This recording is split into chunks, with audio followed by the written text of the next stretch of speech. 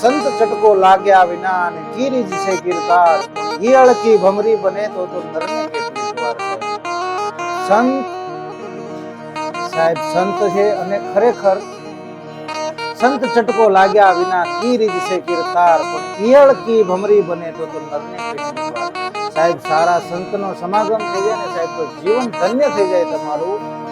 એવા જ આપણે લુહાર કુળભૂષણમાં જન્મેલા એવા પરમ પૂજ્ય સંત શ્રી મૂળદાસ બાપાની વાત કરવાની છે. કારણ કે વેરાવળની બાજુમાં ઉના અને ઉનાથી 7-8 કિલોમીટર છેટાવે અમોદરા નાનકડું પંખીના માળા જેવડું સાહેબ ગામ આવ્યું. ઈ ગામમાં સંત શ્રી મૂળદાસ બાપાનો જન્મ થયેલો છે. એટલે જ કીધું ને કે સંત ચટકો લાગ્યા વિના કીરીજ છે કીર્તાર પણ ઈયળ કી ભમરી બને તો નરને કેટલી વાર સાહેબ. ઈયળમાંથી જો ભમરી બની જતી હોય તો માણસ તો સાહેબ માણસ છે. અને કીધું છે ને કે નથી મફતમાં મળતા એના મોંઘા મૂળ ચૂકવવા પડતા.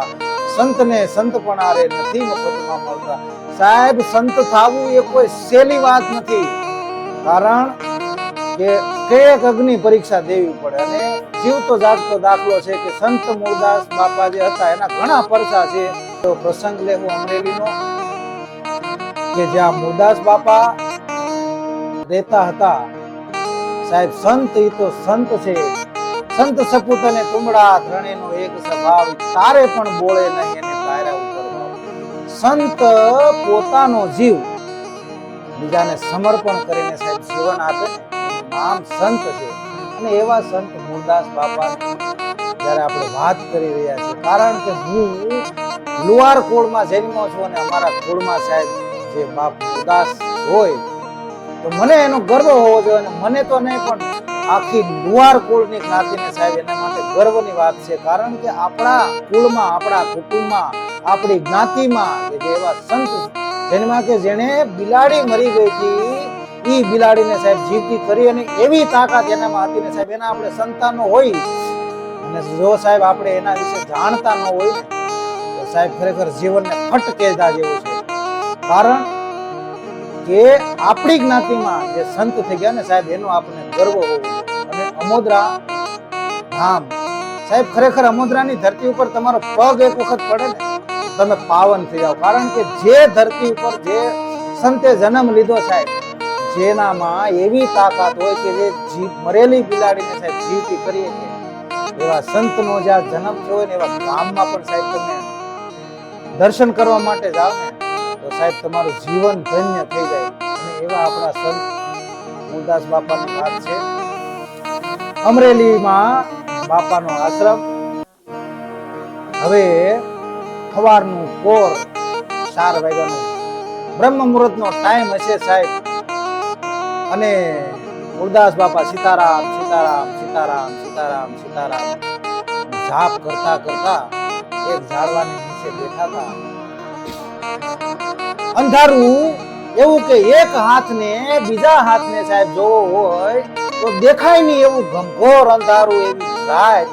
અને એવી રાતના ટાઈમે એક સ્ત્રી જે બાપુ બેઠેલા એની બાજુમાં એક કૂવો હતો અને ઈ સ્ત્રી કૂવે પડવા માટે આવીને રુદન કરે છે. આહા સાહેબ આપણે આ વાત સાંભળીને કે આપણા કુવાડા બેઠા થઈ જાય. પણ સાહેબ પ્રસંગ કેવો હશે. વસ્તુ એવી બની કે સ્ત્રી કૂવે પડવા જાતી હતી અને થોડા કોલામાં બાપાએ જોઈ લીધું. ઓહો એક સ્ત્રી કૂવે પડવા જાય ને જ્યાં ઈ બાય કૂવામાં પડવા જાતી હતી ને ત્યાં બાવડું પકડી લીધું. બાપાએ બેટા આ હું કરી રહી છું. પણ દીકરી ત્યારે બાપાને કીધું કે મને તમે રહેવા દો.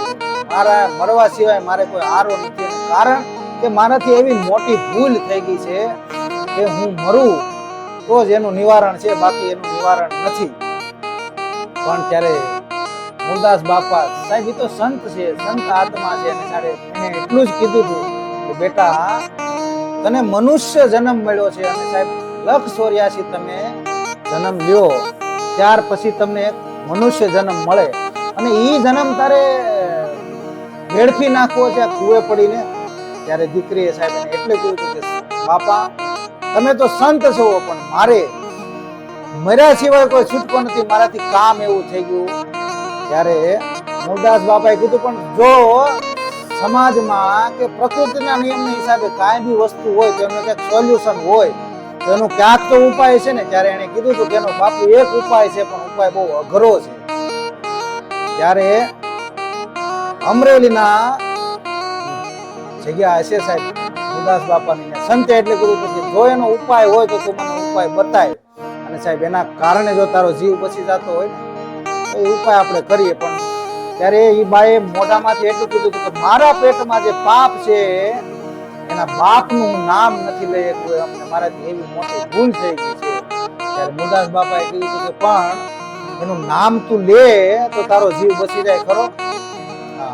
સાહેબ દીકરીએ કીધું કે હા બાપુ, જેનું નામ કોક એને આપી દે મારા પેટમાં જે બાપ છે એનો બાપ આ છે તો કે હું મારે મરવું ન મરવું તો મને કઈ વાંધો ના હોય. ત્યારે સાહેબ ઈ મૂળદાસ બાપાએ ભાઈને એટલું કીધું હતું કે જો તારો જીવ બચી જતો હોય ને તો જે તારા પેટમાં પાપ છે, તારા પેટમાં જે સંતાન છે એને કાલ અમરેલીની બજારમાં તું જઈને કહી દેજે કે મારા પેટમાં જે સંતાન છે એનો બાપ મૂળદાસ છે. સાહેબ હા હા જાય સી શબ્દ કીધા ત્યારે દીકરી રોઈ પડી. અને દીકરીએ કીધું કે બાપુ તમારું સંતાન નથી પણ છતાં તમે માથે હાળ ઓઢો, પણ આના હિસાબે સાહેબ તમને અમરેલીની બજારમાં તમને મારશે બાપુ.